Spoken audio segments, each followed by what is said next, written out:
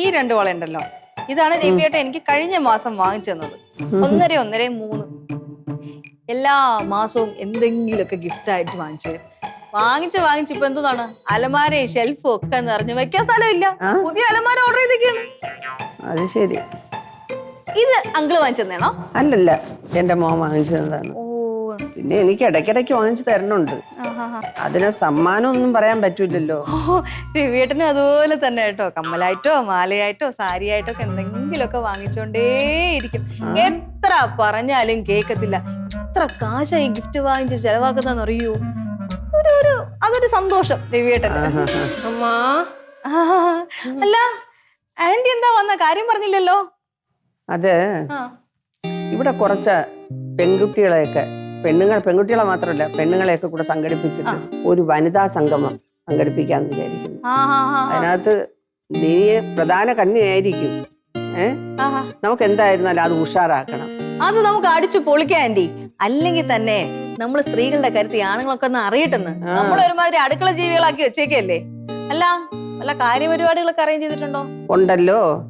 കേരളത്തിലെ വഴിതെറ്റി പോകുന്ന ഭർത്താക്കന്മാരുടെ, കരയാൻ വിധിക്കപ്പെട്ട ഭാര്യമാരുടെ സമ്പൂർണമായിട്ടുള്ള ചർച്ചയാണ് ഈ നടക്കാൻ പോണത്.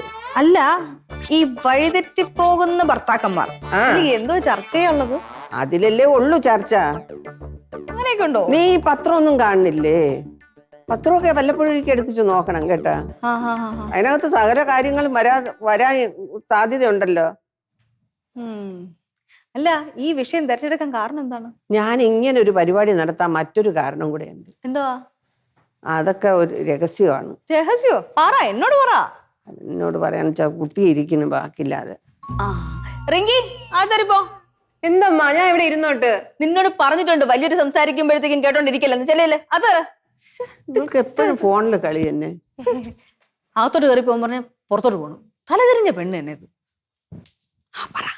അതെ, രമ്യയില്ലേ? നമ്മുടെ അസോസിയേഷനിലെ ചേച്ചിയുടെ കൂടെ എപ്പോഴും നടക്കണം രമ്യ. പിന്നെ രമ്യക്ക് എന്തോന്ന് പറ്റി? അവൾക്കല്ല പറ്റിയത്, പിന്നെ അവളെ ഭർത്താവിന്. മറ്റേ സംഭവമാണോ? നീ ഇതൊന്നും അറിഞ്ഞില്ലേ? ജംഗ്ഷനിലെ ഗിരിജയുടെ കേസാണോ? പിന്നെ എന്തോ ഉണ്ടെന്ന് എന്റെ അടുത്ത് ഒരാള് പറഞ്ഞതല്ല, ഒരുപാടുണ്ട്. ഉണ്ടാ? സത്യമായിട്ടും? പിന്നല്ലാതെ. ആന്റി പറഞ്ഞാ ഞാൻ വിശ്വസിക്കുന്നു. ഞാൻ ഇത്ര നാളെ വിശ്വസിച്ചില്ലായിരുന്നു. സത്യം തന്നെയല്ലേ? സത്യം. ഓ, കണ്ട എത്ര യോഗ്യനായിട്ടുള്ള ചെറുക്കനാണ്. നടക്കും. യോഗ്യതയുടെ കൂടുതൽ കുറവൊന്നും പറയണ്ട. അപ്പൊ അതുകൊണ്ടാണ് ഈ വിഷയത്തിൽ ചർച്ച ചെയ്യാന്ന് തീരുമാനിച്ചതല്ലേ? കൊള്ളാം. അതുകൊണ്ട് ഒന്ന് കത്തിച്ചു വിടണം, അത്രേ ഉള്ള എന്റെ ഒരു ആഗ്രഹം. പക്ഷെ ഞാൻ ഈ കേസിൽ വലിയ ഭാഗ്യവതിയാണ് കേട്ടോ. എന്ത്?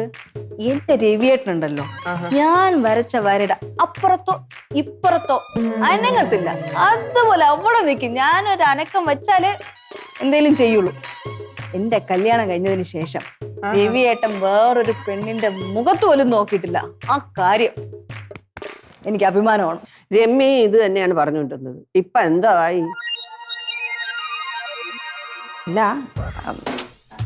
മറ്റുള്ളവരെ ഭർത്താക്കന്മാരെ അടിച്ചെടുക്കുന്ന പെണ്ണുങ്ങൾ ഇപ്പൊ ഉണ്ടെന്ന് എനിക്ക് വിശ്വസിക്കാൻ വയ്യ. ഞെട്ടലാണ് ഇതൊക്കെ കേട്ടപ്പോ. പക്ഷെ എന്റെ രവിയേട്ടൻ ആരുടെ പ്രലോഭനത്തിലും വീടില്ലെന്ന് എനിക്ക് ഉറപ്പുണ്ട്. ഓഹോഹോഹോ, നീ ഈ ലോകത്തൊന്നും അല്ലേ ജീവിക്കുന്നത്? നീ അങ്ങ് അന്ധമായിട്ട് അങ്ങ് വിശ്വസിക്കാതെ. അതെന്തോ അങ്ങനെ പറഞ്ഞ ആന്റി?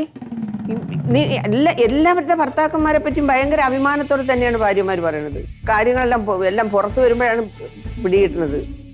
നീ അതുകൊണ്ടാണ് ഞാൻ പറഞ്ഞ അന്ധമായിട്ട് അങ്ങ് വിശ്വസിക്കാതെ. ഇല്ലെന്നേ ആന്റി, അങ്ങനെയൊക്കെ പറയുമെങ്കിലും നമ്മള് രവിയേട്ടൻ പാവമാണ്. ഞാനും മക്കളെന്ന് പറഞ്ഞാൽ ജീവനാണ്. ഞങ്ങളെ ഉള്ളൂ. അങ്ങേരെ ലോകം എന്ന് പറഞ്ഞത് ഈ ഞങ്ങളാണ്, അമ്മയും 2 മക്കളും. ഓ തന്നെ. അതുകൊണ്ട് തന്നെ ഈ ചർച്ചയിൽ ഞാൻ പങ്കെടുക്കണം എന്നുള്ളത് ആവശ്യമായിട്ട് എനിക്ക് തോന്നണില്ല കേട്ടോ. കല്യാണത്തിന് മുന്നേ ഇവരൊക്കെ എന്തൊക്കെ പണികൾ ചെയ്ത് ഒപ്പിച്ചിട്ടുണ്ടെന്ന് വല്ലത് നിനക്കറിയാമോ? ഈ ഫോണാണ് ഇതെല്ലാം ചെയ്ത് കൂട്ടുന്നത്. ഫോണാ? ആ ഫോണിൽ നീ ഒന്ന് ശ്രദ്ധിച്ചു നോക്ക്. ഫോണിന് എന്ത് പറ്റി? ആ ഫോണിന് എന്ത് പറ്റാനായിട്ട്? ഇനി പറ്റാൻ എന്തുണ്ട്? ഫോണ് നമ്മൾ വിളിക്കാനല്ലേ ഉള്ളൂ. അതിനിപ്പോ എന്തോ വിശ്വസിക്കാതിരിക്കാൻ എന്തോണ്ട്? എല്ലാ പേര് അങ്ങോട്ടുള്ള പേര് ഇങ്ങോട്ടും മാറ്റി പെണ്ണിന്റെ ആണാക്കി ആണിന്റെ പെണ്ണാക്കി എന്തെല്ലാം പൂരപ്പാടാണ് ഇതിനകത്ത് നടക്കണമെന്ന് നിനക്ക് വല്ലതും നിശ്ചയമുണ്ട്. നീ അങ്ങ് വിഷമിക്കാൻ വേണ്ടി പറയുന്നതല്ല കേട്ടാ, കുറച്ച് ശ്രദ്ധിക്കാൻ വേണ്ടി മാത്രം പറഞ്ഞെന്ന് മാത്രം കേട്ടാ. മനസ്സിലായി. ചിരിയും മൊഴിയും ചേരും തട്ടുപൊളിപ്പൻ കൂടാണേ. എന്നിഷ്ടം നിന്നിഷ്ടം ഒത്താലോ തന്നിഷ്ടം പിടിപലി കളി ചിരിപൂരം മുരളയ്ക്കു പേര്